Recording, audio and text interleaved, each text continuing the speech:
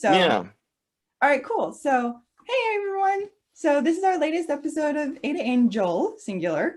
Um, um, Kyle, thank you for coming back to the show. We had you on before, but this time I want to focus more on your project that you're working on. So I would love for you to tell us, like in more simple terms, because our viewers are ranged. So in simple terms, like about your catalyst proposal, because I was reading through it and it's even a little dense for me to kind of comprehend it all.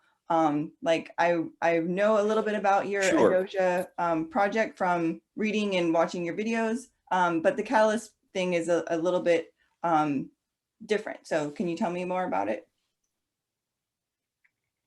Yeah, so, I guess it's worth saying right now, the way a Doja stands is it can survive without Cardano.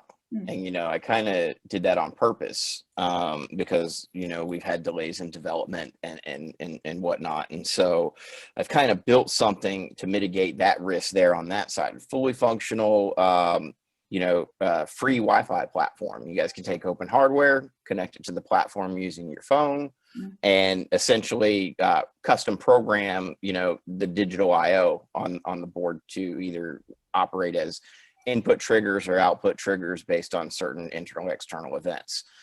So it's basically customizable Wi-Fi control systems. That's cool.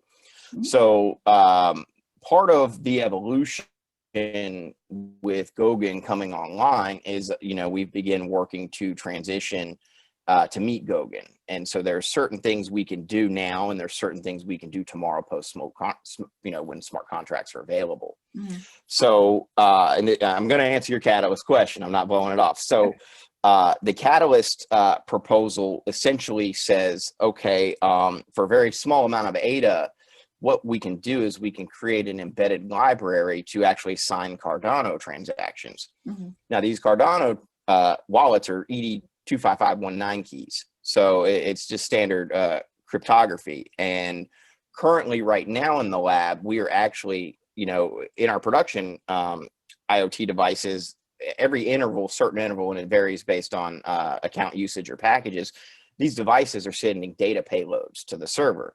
And this data may include temperature, moisture level, different, sensory inputs that the device is collecting locally.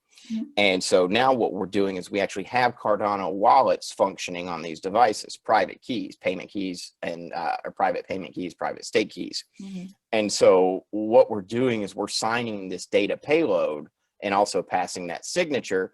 And the server side has the public key. So when this device sends data, the server knows that it's coming from the device. So we've had other ways to validate, but that was a really key step for us to kind of complete. And we're still not quite there pushing that component into production. Mm-hmm. But once we do, that's going to give us the ability to more than likely open up the embedded code base. Right now, that's all closed. So then we can open that up. And then the embedded side becomes open. We can really start to do some cool stuff.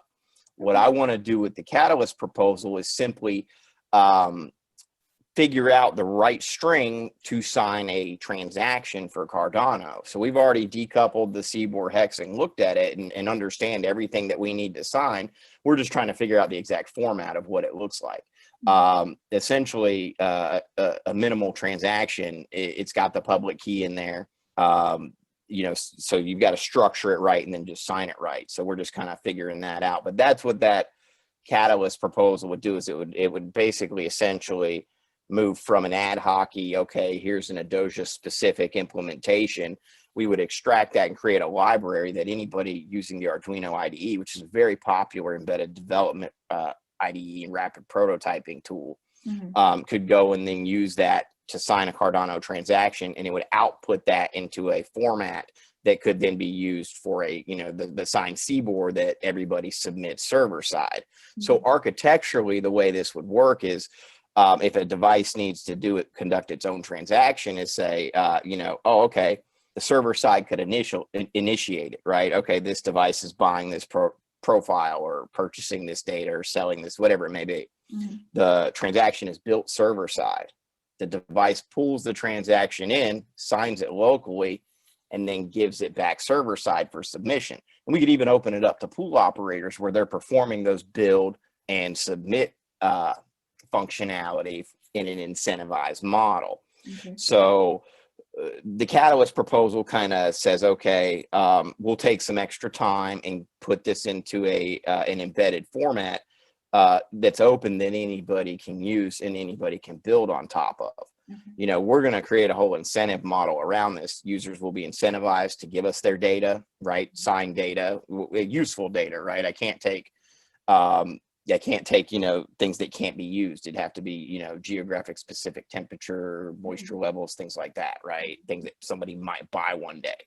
And so at the end of the incentive period, hopefully that could be monetized. And that's just one facet of it. But the Goguen play is token transactions for IoT profiles. So I've got a lot of customers growing cannabis, Canada, Colorado, California, Nevada, Washington, Oregon. And so some of these guys are really, really good at what they do, and they are using this to automate their setups. I want to give people who build and create the ability to sell that data profile, so anybody with similar open hardware could go and click, and now they've got the same profile that someone, it's data IP. Now they could replicate someone else's grow process on the other side of the world. So now, it's all about economic opportunity. And that's kind of where I'm driving towards with what I want to do with a Doja for Cardano. I want to help create economic opportunity.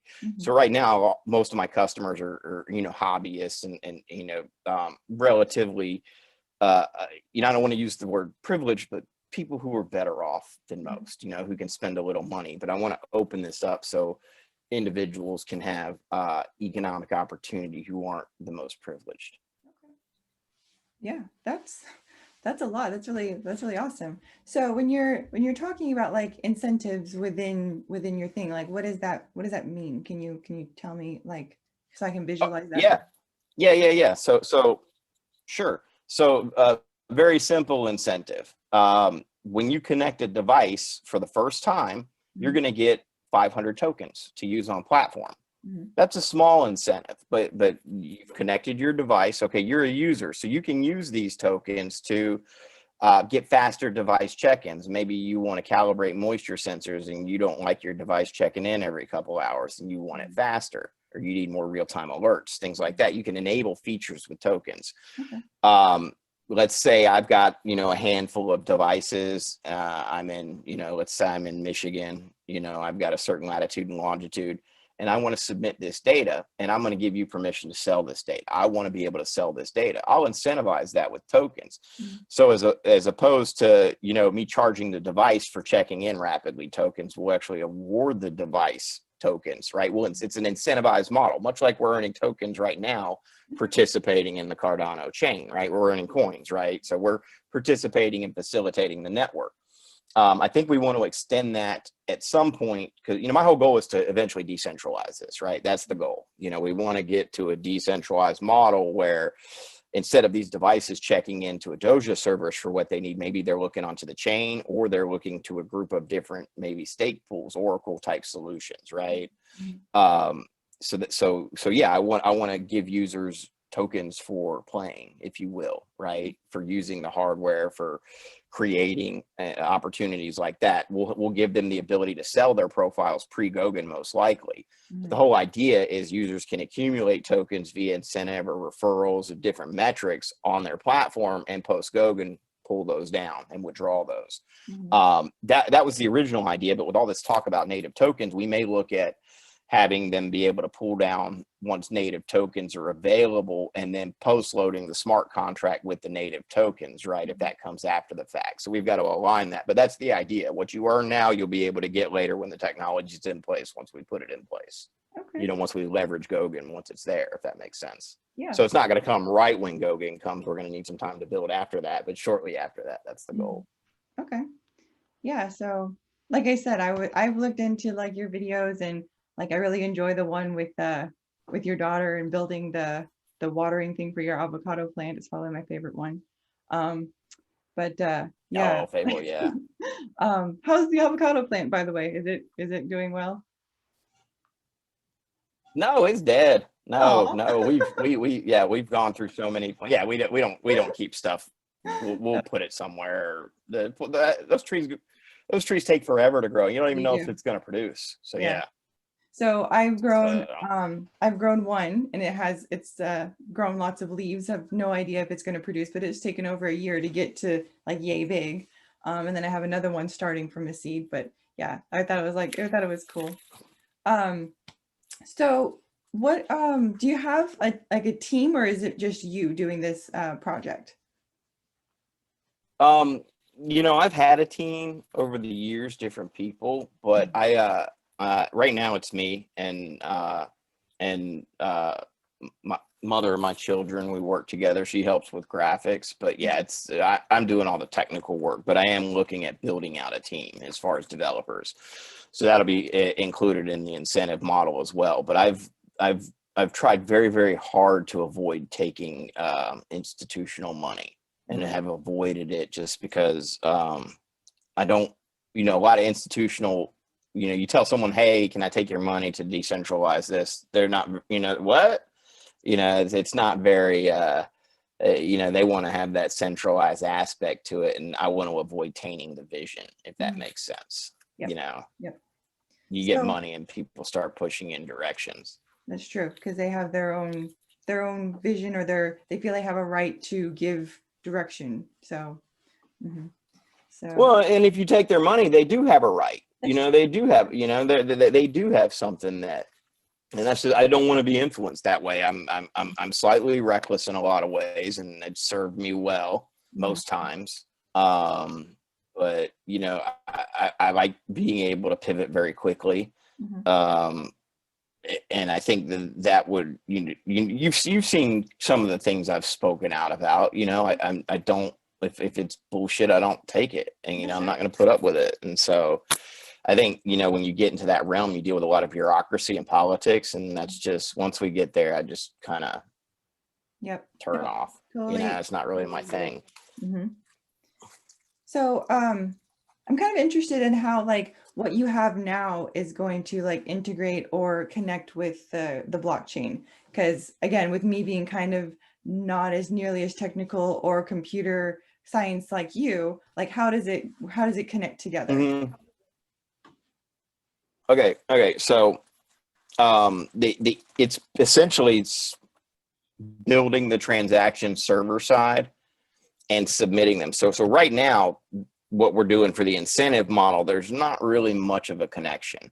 We've got a wallet that's local to a device. Like I said, those are technically just ED25519 keys, right? And those wallets are signing data. So we're using the local data.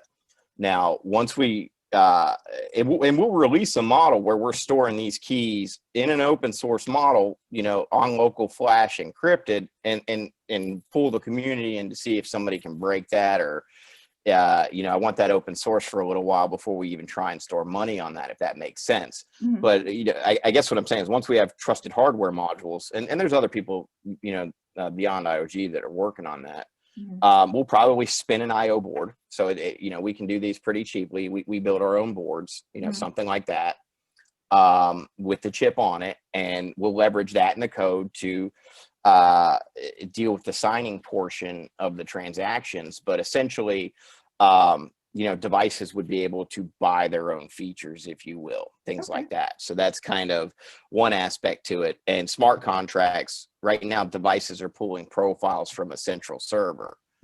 From a secure standpoint, you probably want to pull that from a chain, right? From something that was embedded and stored on the chain via smart contract. So that's kind of how we're going to integrate with the chain, because we can get more secure in that way. But ultimately, I'm thinking, peer-to-peer marketplaces, not just for IoT profiles, but let's say somebody wanted to go and hack a custom binary and add custom functionality to that. That's something that users could select to use that binary in conjunction with this piece of hardware that somebody else made in conjunction with these profiles. So there may be 3 or 4 parties that are getting paid for that in some way, shape, or form. So it's kind of like creating an ecosystem in that regard. And you'd want a smart contract, I think, to manage some of that, if that makes sense. It does. I think that answers the question. So like, what else do you want to talk about your project? You mentioned you wanted to talk about other operators as well. Yeah, we can get into that towards the end. I think one thing I want to cover is everything that we build is open hardware. Mhm. So you don't have to buy something from a Doja to actually use the platform. You guys can go and let me see, you guys can score, you know, just a normal ESP8266 board. I don't know, you got to get in front of the red to see it, right? Buy one of these off of eBay, like for like $5 or $10. Yep. And I guess you could buy IO boards from us if you wanted. But if you go to our Git, and I'll give you a link to that you can throw in this description, you Mhm. guys can get the schematics for these, as well as a script to flash to any ESP board that'll automatically pull our latest binary. So Mhm. not only do we have the schematics, we also have the build files, everything you need to build the materials. So if you guys want to spend $350, you can get 100 of these, you know, IO boards made. Mhm. And the other thing, you know, we've got moisture sensors that we made, which is pretty cool. You guys can make, I think, 50 of these for less than $100. So less than a $2 cost. And so basically, they come populated. I don't know if you could see that, and all the schematics and build files are there. So less than $100, I can, you know, send you the manufacturer we use there. It's not great. It's good proto manufacturer, but they work. Mhm. And so you guys can get embedded, and you can sell them. You can do what if you guys want to make money in your own area. It's more cost effective for someone that's not in the United States to go and manufacture these boards and then have them in house and then sell them yourselves, you know. So I don't need to monetize that. That's all open hardware. So if you guys have any questions about that after visiting the Git, let me know. Anybody who's interested in manufacturing in that regard. Cool. But, you know, we can spin IO boards for, I mean, we can prototype for $250 to $500, and that includes 2 or 3 spins. Mhm. So we can do it pretty cheap. Mhm. So are you planning to like expand into like interoperability as well, like accepting other like like crypto transactions from other blockchains too? Yeah, I mean, I think it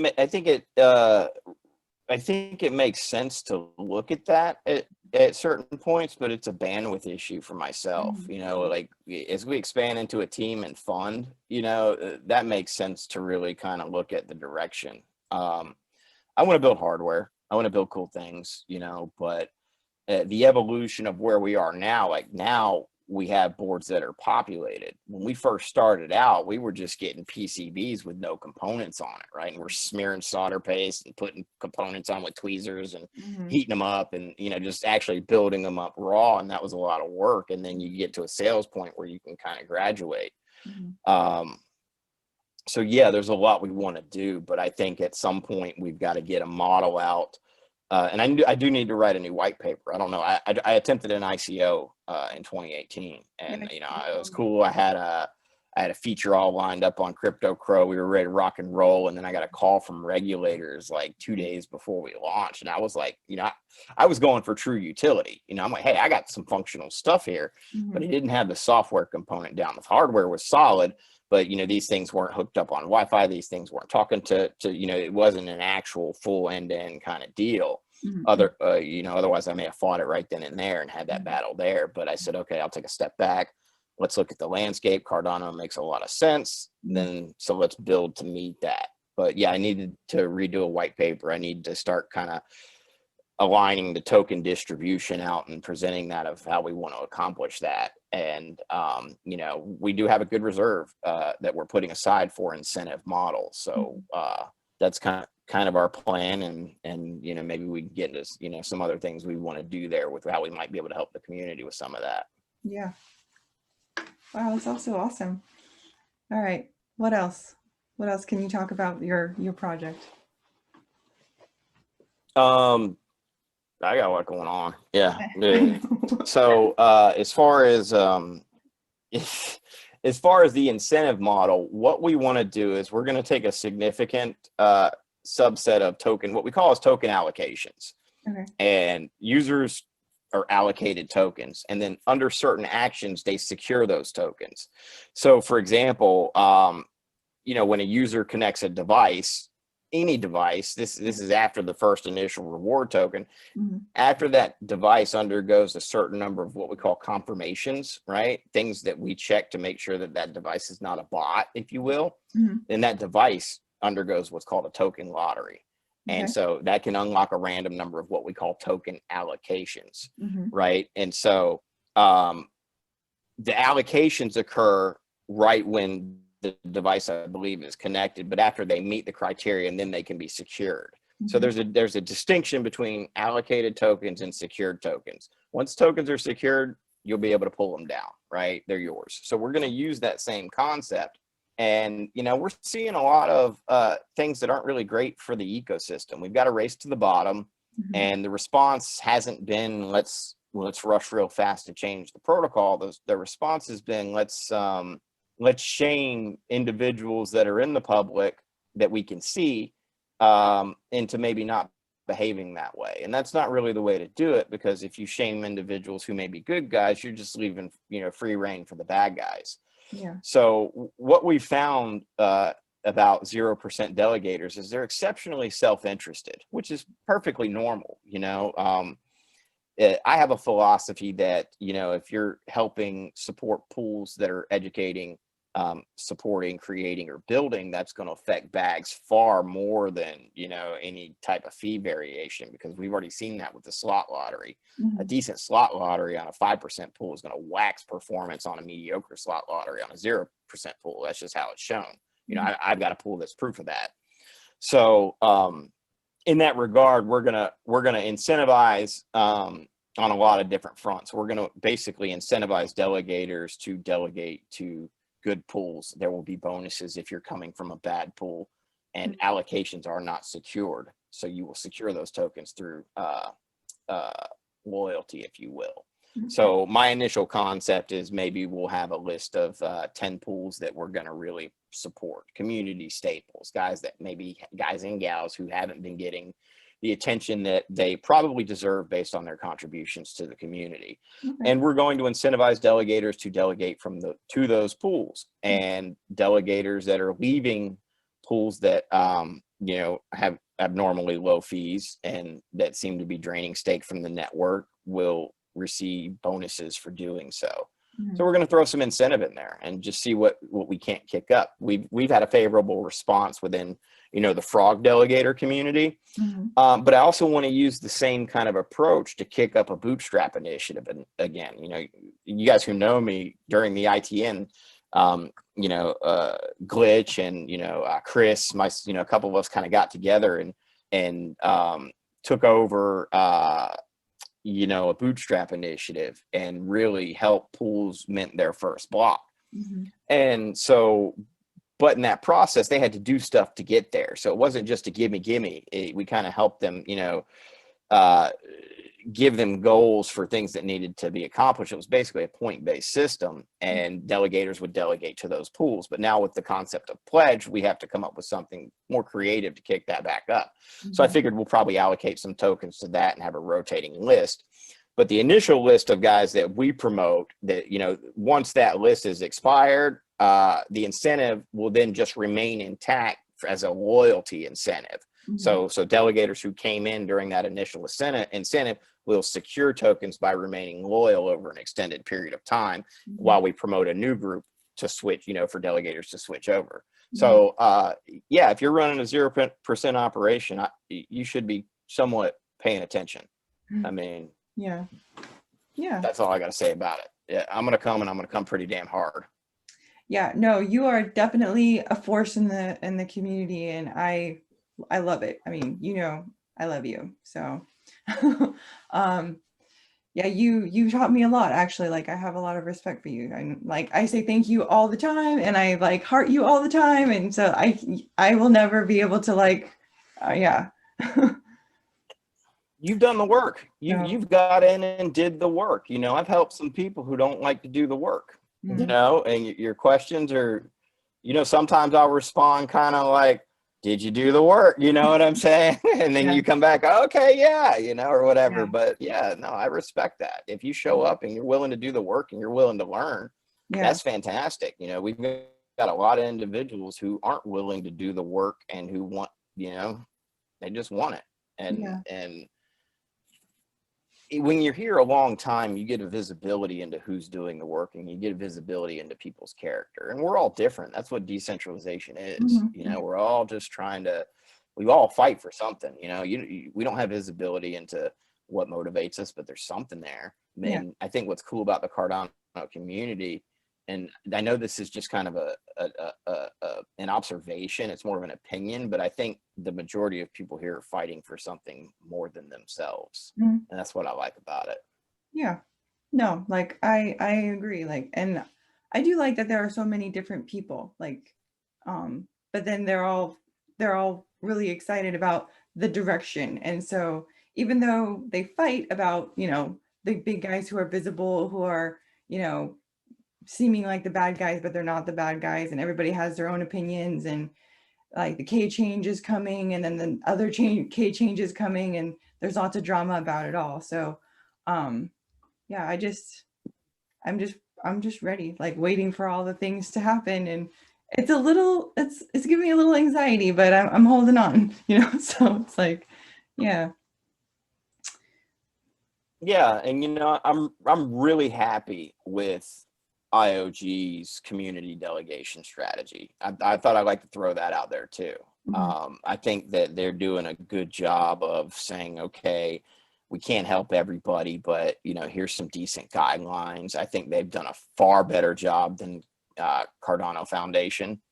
I think Cardano Foundation is, I don't even know what's going on, but I don't want to get too started down that path. I'm not happy with what they've done. You know, IOG's taken a stand. They've realized, and they, you know, their last video from David that they recently put out about K, you know, they realized that, you know, delegators, you guys, anybody delegating, you guys are choosing the future.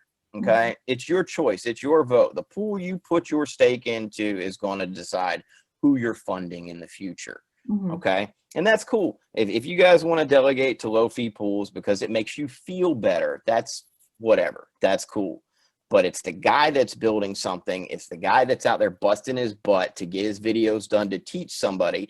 It's the guy like Glitch in the trenches who are supporting that are going to move bags bigger and harder than any type of gain you would get putting it in some 0% no-name dude who just showed up. So, I mean, and you guys are entitled to do what you want, but if that's your opinion, go buy some fucking Tron. We're here to change the world. Yeah. What's our slogan? Going for number one. Yeah. Yeah. We're gonna do it. Yeah, something like that. Sorry, I get worked up, and I'm not trying to bash anybody's strategy. No. I just think there's a huge disconnect because people, you know, first of all, you know, and maybe I'll just use this opportunity to say it. I've heard others say it before. I'm not sure where it came from, and I want to give that individual credit. But this concept of when you see someone who's got a 5% pool versus a 1% pool, and then you hear that, oh, I'm only going to get a 5% return, you think by delegating to the 5% pool that's going to get subtracted from your return. That's not the case. You know, you're looking from a difference between a 1% and a 5% pool is roughly 1/4% in ROS variation. It's not a whole lot. And then when you deal with the slot lottery, I mean, that just totally waxes that number entirely. You know, if you're in an unlucky pool, you're going to be lower. And if you're in a relatively lucky pool, it could be 5%, and you're going to wax every single 0% pool out there. So it's not a matter of just strictly fee-based. And this is what bothers me about dataless rankings. You know, dataless, it's all trying to implement theory. And, you know, when you go back and you look at that theory, it assumes that people are going to make rational decisions. People aren't rational. They don't buy rationally. You know, you buy to solve a problem, or you buy to feel good, or sometimes both. And so there's a lot of emotion involved in that. And people like to maybe pool hop. I thought it was pretty cool. There's a psychological fact that people feel better just by taking action, i.e. maybe switching pools, right? Regardless of whether or not that action's good for them or not. Yeah. So there's a lot of caveats going on, but I think it comes down to delegator education. You guys have the ability to choose the future. Put some work into it. Put some time into it. Clicking those top 10 pools in dataless ain't the way to get it done. That's not doing you any favors, because that does not count or factor for true performance. True performance is not taken into effect there. If you want to factor for true performance, check out Pool Tool, check out Attapools, right? Something that's really factoring in recent performance. I think Pool Tool gives you a lifetime. Attapools gives you ROA for the past 30 days. So there's some good metrics there. I would strongly recommend against going into data lists and saying, oh, here's the top pools. And here's another thing too. If you guys are in a saturated pool, as a reminder, you got to go. You got to get out of there before the first. Otherwise, you're going to lose money. Yeah. And what Datalist is currently doing is there's pools that are outside of that 150. So you might want to go to a pool that's not in that top 150. And when you click on the pool outside, Datalist is going to tell you that it's going to produce 0 rewards long term. Now that metric inherently is just going to go away for most pools come K when it hits 500. So you don't let that dissuade you from getting out of a saturated pool. Being in a saturated pool, a particularly oversaturated pool, is probably the worst thing you can do for your rewards. Yeah. So anybody seeing this, pay attention, and I'm going to try to put some content out around that too, but I just wanted to get that across, is that don't let Datalist stop you from moving from a saturated pool because it says somebody like Dead is not going to make any long-term rewards, which you and I both know are fucking bullshit, Right. So. Right. So like I have had lots of questions, whether they come from Facebook or Twitter or Telegram. Like people always ask me like, how can I find the best pool? This is the most common question that I get. So, and I tell them the same thing as you. I tell them, go and look at Pool Tool or Attapools, look at their metrics. And I tell them the same as you, like, don't go to Datalist because Datalist is misleading. But like, yeah, other than what you just said, do you have any other advice as to like how to find a good pool for someone who doesn't know anything? Because even if they go to those sites, they don't know what the metrics mean. So like the other thing I say is try to find someone that you can connect with, someone that you can talk to, but at the same time, that's not always great either, because there are a lot of pool ops that are shy and they're not as visible, so yeah. No. I mean, this is a really hard one to answer. I'm biased as hell just because I've been here for a while and I've seen the talent that's put in the work. Right now, I'd like to take the opportunity, look at pools that are obviously not saturated, but lead off with the community staples. Let's get those guys in the game. Glitch is One Love. Yep. RDLRT, that's Prying's pool, right?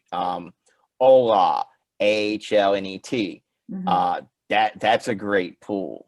I know I'm missing somebody else. Sand, SAND, that's Michael Fazio's pool. Michael saved the ITN, my book. He gave me my first nights of sleep by doing a custom hack of Jormungandr. There's somebody else I'm missing, and I don't want to miss them. But there's some guys that are really, really, really solid in their operations that I don't want to see not do well, just because they've given so much. I don't know. I commented on Hash Hoshi or whatever, that dude, that crypto coffee dude that won't give my pool a shout out. He's posted the shout out video twice. I think I was on the first one, and then a couple of other ones that I know got on the second one. But yeah, I know they can only do so much. Yeah. Oh, whatever. He's posting just who he's not putting any thought into it. Oh yeah, Nuts. Merrick's pool's a good pool. Cleo 1, that's who I didn't want to forget. I didn't want to forget Marcus. Yes. So these are really good pools. Master's a good pool,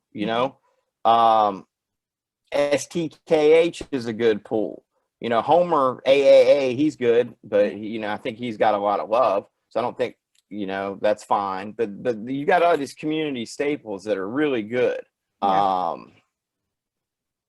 we want to make sure here, and because we don't always agree with everything that everyone says, but these guys have put in the work and they're good for us in our community. And so when I see individuals who really haven't done anything that, you know, and that's what bothers me about, hey, I'm going to give a shout out to these guys. That recently, dude, yeah, there's some good pools in there. I'm not going to lie. I could pick out about 3 or 4 who really should be there, who I've seen put in the work. But if you're going to shout out to somebody just because they're little, you're not doing anybody any favors. Sorry, man.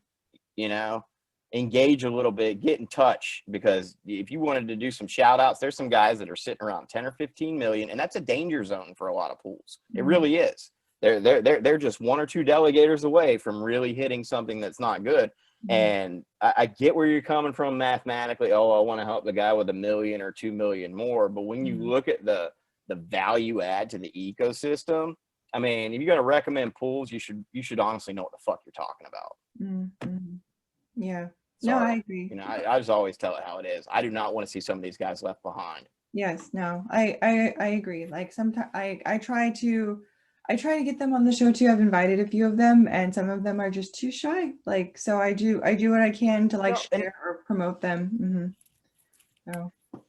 And that's totally cool. Some of these dudes will never get on a show. Some of these dudes never advertise their pools, and that's totally respectable. You know, like Prying, he doesn't advertise his pool. He just does his thing, and he's extremely helpful. But when he given the opportunity to convey his opinion, he'll do it, and that's awesome. Yeah, you know, and it's just the contribution I see, and that's what's sad about this whole second and third wave of pool operators we're seeing show up, is that, you know, there's this whole mantra of I deserve to be here too, because that's decentralization, and I don't agree with that. You know, just because you showed up doesn't mean that you deserve to be here more than someone who gives and gets. Now, that doesn't mean you can't show up and bring some game and really do something and deserve to be here pretty quickly. I've seen that happen. You know, it's happening now. But I don't like this whole let's attack other operators and their businesses, and let's attack their character for their success. I mean, that shit's got to stop. Yeah. No, I totally agree. So another question that I've been getting, either from my chat or just from other chat, is like, what do you think the red ball means that Charles posted? Do you know what I'm talking about? Oh, it's just a soon. You know, it's like a crystal ball. Yeah. Is it a crystal ball? Oh, you mean like what's coming? Yeah. No, something's coming. I don't it's an announcement. He's got something coming. I don't know. Nobody knows what's coming. It's just like, is the red ball symbolic of something? Because after that's been posted, there's just been like a cascade of like other red ball memes. And it's just like, am I missing something? I don't know what that means. So. No, everyone's taken off of Charles Ball. I mean, we can talk about specifically what we think it means, you know, like what does the red ball mean, you know? Is it something with Coinbase? I saw he posted an Xbox meme earlier. You know, are we doing something with Xbox? That would be dope. You know, the first game that does ink token game pickups, right? Where like little kids can run around and have a extremely long shot chance of picking up a world unique item that they can then turn around and sell on exchange for, you know, $5,000 and make me money while they're playing video games. I mean, that's going to change everything. You know, when you start doing in-game pickups that are potentially world unique, like it's going to get wild. And obviously we've got to have, you know, some infrastructure and, you know, probably Basho in place before we get there. But and just like, I don't know. I mean, I think it may have something to do with Coinbase too. Everybody's kind of. Like I can just imagine what that would look like in something, say like Fortnite, where there's like unique skins or like one of a kind things that you can only get during a certain period, you know? Exactly. Yeah. Well, Fortnite, what Fortnite and Apex Legends have done is they've proven the freemium model, right? So that's, you know, you're seeing all these apps do it too. Get the game for free, and we're going to get you on the in-app in-game purchases, right? So that's kind of, you know, huge opportunity to even sell premium or limited release items. Like, okay, here's the X skin. It's $500. We've only made 200 of them or 1,000 of them or whatever it may be. Right. So now you're getting these kids on this crack aspect. But if you tokenize that, right, now these kids can then go and take that and pull that and sell that on an exchange. But if you can imagine some kid just running around and he gets like some monster gold sword or whatever that nobody's got, right? I mean, he could sit, they said some people might pay 50 grand on an exchange for that. And kids are sitting there. It's like, that's better odds than playing the lottery in a lot of ways. Yeah. But that it's a crack addiction effect that, you know, like you'll see kids who play achievements just to get that little achievement ding, right? That little bit of serotonin. It's like getting a like on Twitter. Yeah. So if you can kind of integrate that into a game, that feel good effect, I mean, that's just, obviously it's got to be a game worth playing, right?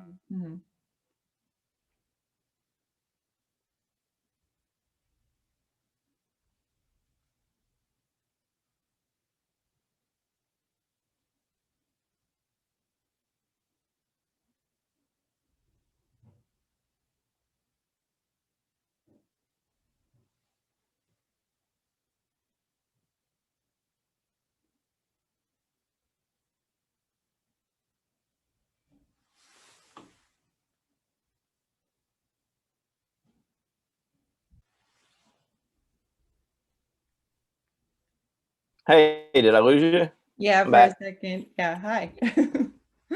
It's all right. Hey. So we were talking about like making it a game worth playing, because then you can get those game drops and incentives and things like that. So yeah, no, it's really cool, and I really hope that. So like, you know, the way it would work is Fortnite would have to do something a little bit different, because you don't take home anything you pick up in game. It's all just in game, right? Whatever you get, you use for that game. So there may be, and I haven't played it in a while, but that's how it was when I played, you know, a year or so ago. But architecturally, you know, you'd have like a really good chance of picking up common items, a less chance of picking up, you know, rare items. Then you'd have maybe extremely rare items, and then you'd have like super extremely rare items. Yeah. And then maybe you'd even have the opportunity to pick up potentially world unique items, right? Yeah. Things like that. And that's where you can really just kind of set things apart. But that would open up a peer-to-peer marketplace. And that would be cool. I think that would be really, really, really cool. Yeah. You'd have professional video gamers that's all they do is go and try and harvest stuff just so they can monetize it. And now you've created economic opportunity, which I think is awesome. Yeah. Yeah, no, like I think like outside of video games, like I think creating this type of opportunity in less developed countries and things like that are relatively inexpensive, and you can implement them and produce a product, produce some sort of like income like that. I think that's the direction that this is all going, you know, at least hopefully. Well, yeah, no, I mean, I think, you know, what I would like to do, honestly, is if I can get, you know, a Doja funded and self-funded through a tokenomics model, I can start to work on some of the things that I think are going to be really impactful to the world, you know. And there's two sides of it, right? Cardano really has kind of two sides. And what I mean by that is we've got this whole economic identity side, right? Where we're pushing to enable the third world and to, you know, push power to the edges. And that's when, you know, the first world can kind of adopt into that, right? So that's one prong. And then we've got this whole industrial prong that we're driving for adoption, right? You know, what are the use cases? How can we get users? How can we disrupt Facebook or whatever, you know? And you know, how can we get into payments locally? So it's all about bringing consumer and industrial, you know, first world and monetizing that way versus, you know, so I see two camps, and I see them being pursued in parallel. Yeah. You know, so what I would like to do at some point, it'd take a lot of funding, but basically manufacture a consumer ready 3D printer. Right. Wow. And so it's going to take a lot of work, because 3D printers are messy and they're dirty and they take work when the heads get screwed up. So you'd have to figure that out. But if you leverage blockchain, what we could essentially do is come up with a mechanism to guarantee that something was printed. and Mhm. printed n number of times, so the end user could then purchase, right? And you could ship this 3D printer with like 100 different, things printed on it, or designs embedded in it, that are to make it useful, Mhm. like a plate or a fork or a guitar pick or whatever. You come up with pre-designs. But what you could also do is open it up so the rest of the world, anybody in the world, could go and create their own designs and sell them in a peer-to-peer marketplace that would guarantee however many were bought were printed. Mhm. Things like that are going to tackle shipping. They're going to reduce the carbon footprint. They're going to be javelins and jugular shots at companies like Amazon that are just e-commerce stores. We're basically going to decentralize manufacturing. Yeah. And that's a lot of work, and it's a lot of R&D.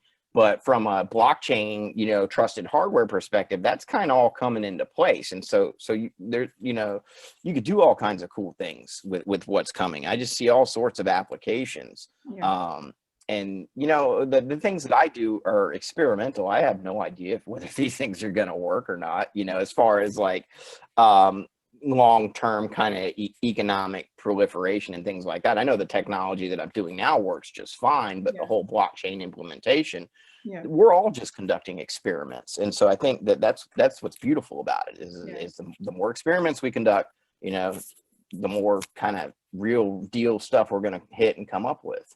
Yeah, so that was kind of like another question that I had when we were talking about your Catalyst project is like, I first asked if you had a team, and then I was like, from there, I wanted to ask if you had sort of like a project manager type of thing, where do you have a timeline? Do you have milestones that you want to hit? Did you do any sort of risk assessment for your project and planning? But then you kind of also answered it where you're kind of just freely doing what you're doing in an experimental phase, but also it works the way that you have it now, but you're wanting to expand it as well. So you kind of answered it in a way, but Yeah. if you want to answer Yeah, the other we're parts as well. monetizing now. I've been selling hardware for over a year now, so I've been monetizing that for a while.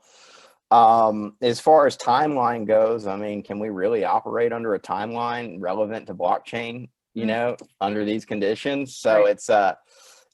I just want to be as far as possible, and monetize. So yeah, I mean, I think the key is to be flexible and adaptive. I think we're ready for Goguen. If I could do something better, in my ideal world, if everything was going my way, I would have a couple pools saturated where I could have good revenue coming in, where I didn't have to scramble every day, and I'd be focusing on the Plutus and Haskell side of it, right? Because that's going to be a huge learning curve.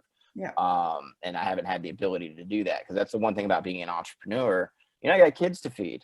And so this is why I'm passionate about, supporting the right types of operations, because if the revenue's not there, we've got to go get it. And momentum is everything when you build. If you don't have the capacity to focus and build momentum, that can really screw up your cycle. It really can. If I can sit down for 3 weeks, I could knock out a hell of a lot more than piecemealing it over the next 2 or 3 months. And that's just, anybody who bangs code pretty hard will tell you that. I think, momentum is very, very critical to success. So, yeah, I think that as far as near-term timeframes, we should have our Cardano incentive rolled out in December, our early one, and that'll reveal a lot of where we're going and what we're trying to do. And then I would think by early Q1, we'll have on-platform transactions for IoT profiles, which is going to enable users to be able to monetize from other users and build up those token allocations.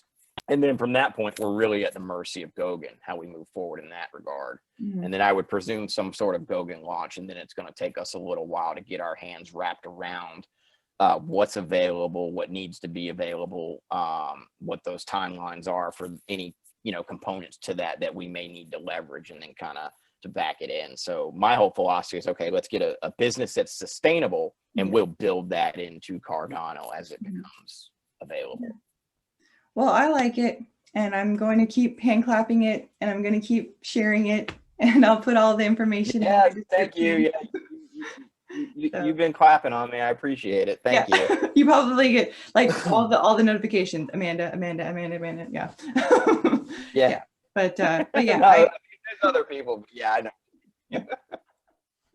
But yeah, so yeah, I do like how you explained it, and I think that it's helpful because like I say, when I read it, it's a little heavy sometimes with all the technicalness, but you did I well. have to do a better job. So, Yeah, I have to do a much better job of showing people what it is. And I've got a bunch of videos that I'm putting out. You know, I've probably awesome. got about 5 or 6 videos that I need to put out.